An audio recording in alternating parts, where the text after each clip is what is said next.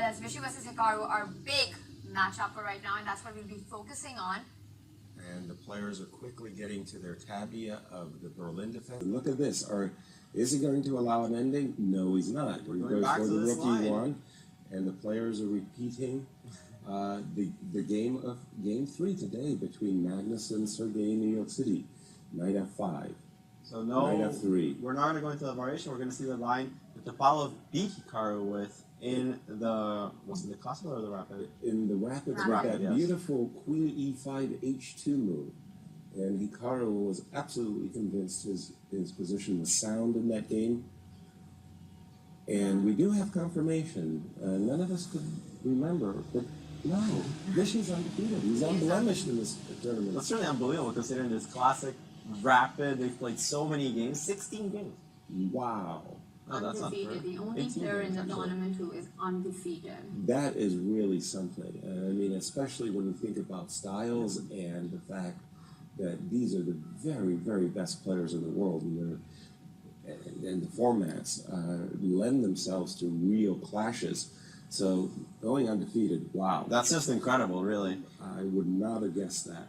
I would actually give him pretty big odds that no player in the field would go undefeated. Well, clearly. And here we see the improvement by Hikaru taking on g3 instead of retreating knight g7. Knight g7, which was played, and allowed that bishop h6, which got him into a bit of trouble. Right. This seems definitely more straightforward, and if it works, I like the fact it solves some problems. Exchange, yes, the bishops as well, and then get your knight on f5. Yeah, it does seem like a cleaner solution, doesn't it? Yes. Yeah, the knight g7, that seemed a little unnatural. Exactly. Allowing the bishop on h6 and those kind of things, there were no problems like that. Queen d7, and the chopping block on the e file is already being prepared. Hikaru ready to bring rook to the e file. And as usual, not shying away from doubling his pawns either. He wouldn't have to. He's got his knight and queen. Knight h4. Okay, essentially, Vishy is saying that I want to force the trade and maybe use the f4 pawn as a lever, but again, rook e8. Very natural move. This is so much more convincing than the game he got against Topalov. No question about it. We're all in absolute agreement about that. Even in these positions, when black plays knight f5, which is actually the worst thing, and there's a lot of trades and there's a doubled f pawn.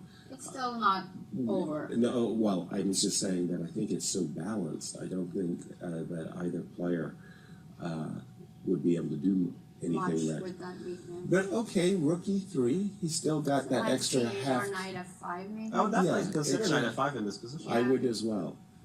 Ooh, it looked for a moment there. A lot of problems. I could have sworn, guys, it looked there for a moment that Hikaru was reaching for either his f pawn or his g pawn. Neither of which I can recommend. Exactly. Because if the rook comes to e1, that's what white I think wants to do next. Then you cannot play knight f5. I think knight f5 makes a lot of sense right now. Well, the problem with knight c8 is it might allow a knight g6 type of sacrifice. Yeah, we don't want to deal with that. Not in the blitz game. Not in the blitz game, but Hikaru's queen g4. Okay. Very interesting. That's attacking the f4 pawn. Very tactical solution. Provoking g3. G3 seems like the only way. I wouldn't say that's necessarily true. You can consider rook a1 as well. Excuse me. You're much.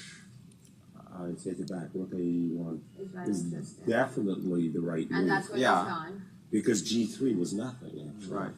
And king f7 very quickly. Wow. Not going for the trade of knights. There's no queen e2 in this position, which is very important. But if I play, g3. And now knight c8. Now knight c8. And there's no sacrifice on the g6 square, which was what queen g4 was designed to provide. I like the way Hikaru managed his problems in this position, not creating any weaknesses. Queen g4 was a dynamic way to solve the problem. Very accurate. Well, look at Vishy attacking on both flanks, taking advantage of the weak position of the king on f7. He tries to play c4, opening up avenues to attack both d5 and b7. Well, remember, he's got that slight a half step or so in terms of development and active pieces, and whenever you're in that circumstance, you want to open up the position. So c3 c4 definitely gets my nod, and after knight b6, b2 b3, the knight had intended, of course, to come to the d6 square, slightly misplaced on the, well, misplaced on the b6 square. Nothing to say about slightly, it's simply a fact. Black wants to exchange both rooks, but that is not possible right now because you take on e3, white takes with the queen, and you don't want to allow that. Good point. Otherwise, I would rook e3, go for rook e8, rook e3, queen e3, maybe queen d7 he wants to play then. But also, so he's gone immediately for queen d7, probably with the idea to take and just play rook e8. The chopping block of the e file just to try to trade as many pieces. And maybe I would like to play here f5. To provoke g5, and maybe I have some other avenues to He's gone for it, Alejandro. Bravo, Alejandro. And knight g2. Yeah, this is what I like. Nice move. Nice. Yeah, I like this move. Yeah, and now white has an idea of g3, g4, and swinging a rook, or possibly a queen to the h file. Yes. Rook takes e3. And Like with the knight, that's to prevent any trades. And now I can even play king g2. Which is what he's done. h1. And definitely beautiful maneuvering So by Black will have Vichy, to come with the king to g7. which he has done. Rook, because if the rook's straight off, Black has got no problems in the position, so he must move his rook away. Or would you? c5. Okay. c5 is played because now the knight has no good squares. If I ever play g4, I cement the pawn on f5, which I don't need to do just yet. But where's the knight ever going to go? It's on a terrible circuit, in other words. It just can't find it. And he is trying to... He's trying to improve it, but it's still not going anywhere. Right. He's Maybe got going to to g4 to trade it off. He's got to play his rook on e7 at Ooh. some point. He traded. I thought he was going to go a5 right away. I like this solution because you cannot prevent a6. So queen c7 and rook b8, rook e7 also But fixed, and now a6 queen c8. Yes, because otherwise rook was coming to b7. Right. So here we definitely see that Four. Vichy has seized the initiative. Queen... Oh, no, he didn't play queen. It sort of reminds me of their classical game, the one that Vichy was pressing so hard against Hikaru. And Hikaru's just rolling with the punches. It's very impressive. He's playing it very quickly, too. And Vichy's trying to be creative. But Yeah, so it's down to 25 seconds approximately. Whoa, so he can take that? A 95? 95? Takes? Oh, he's just sacrificing? What is he doing? to get, Takes? oh, I thought he was going to go e6. Oh, he takes on g4 also. I see. Yeah. And And there's there's a no knight queen h6 f5. check. There's no queen f5, right. Right, And Queen f6 is a big threat. right. Queen a8. Wow, I like that. Ooh. I like what he's done. Ooh, there's a And counter there's a threat. mate. This is There's a getting mate threat on exciting. h1. I think it Well- might end in a perpetual check here, folks. Let's not call it so quickly. But it might be. I Yeah, don't because see.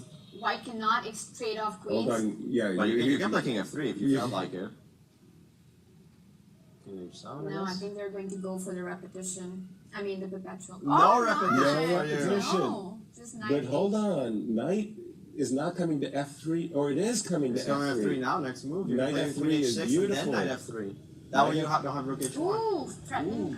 Threatening. And keeping the h5 square, so after rook Nice, king that's h6. Oh, he's Nice resigned. timing. What Wow. a win for Rishi. Amazing. Beautiful. And what about our other game that we did not follow, Alejandra? The other game was extremely one-sided for once in the entire tournament. Apollo